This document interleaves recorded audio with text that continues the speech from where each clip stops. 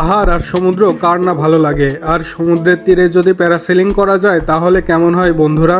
ভ্রমণ প্রিয় মানুষ হিসাবে এবার চলে এলাম কক্সবাজার। কক্সবাজারের প্যারাসেলিং ছিল আমার জীবনের নতুন এক অভিজ্ঞতা, যা ছিল খুবই রোমাঞ্চকর। আজকে আপনাদের সাথে শেয়ার করব সেই রোমাঞ্চকর কক্সবাজারে প্যারাসেলিং এর অভিজ্ঞতা সম্পর্কে। কক্সবাজারের কলাতলি বিচ থেকে ইনানি বিচের দিকে যেতে চোখে পড়বে কিছু কাউন্টার, আর সেই কাউন্টারে পেয়ে যাবেন প্যারাসেলিং এর টিকিট। প্যারাসেলিং কাউন্টার থেকে টিকিট কাটলাম, তারপর আমাদের বুঝিয়ে দেওয়া হলো কিভাবে কি করতে হবে উপরে উঠে। ওনাদের সতর্কবার্তা খুব মনোযোগ দিয়ে শুনলাম।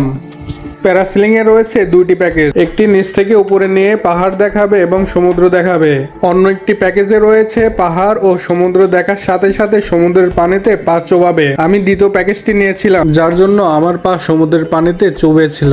আসলে সেই অভিজ্ঞতাটি ছিল দারুণ, এই জন্য আমাকে গুনতেও হয়েছিল মোটা অঙ্কের টাকা। আমার নেওয়া প্যাকেজটির মূল্য ছিল 2500 টাকা এবং প্রথম প্যাকেজটির মূল্য 2000 টাকা, যা আসলেই ব্যয়বহুল। পর্যটন শিল্প হিসেবে কক্সবাজারের গুরুত্ব অনেক। প্যারাসেলিং এর খরচ আরেকটু কমালে সবার জন্য প্যারাসেলিং করতে সুবিধা হবে। পর্যটন শিল্পকে এগিয়ে নিয়ে যেতে একজন পর্যটক হিসেবে পর্যটন শিল্পর সংশ্লিষ্ট কর্তৃপক্ষের কাছে দাবি প্যারাসেলিং এর খরচ কমে নিয়ে আসার আহ্বান জানাচ্ছি, যাতে সকলে প্যারাসেলিং এর অভিজ্ঞতা নিতে পারে।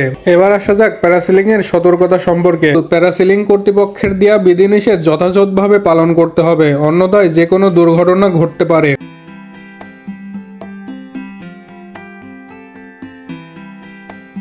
আপনি যদি আমার মতো ভ্রমণপ্রিয় হয়ে থাকেন তাহলে আমার ভিডিওটি লাইক করুন এবং নতুন আপডেট পেতে অবশ্যই চ্যানেলটি সাবস্ক্রাইব করুন।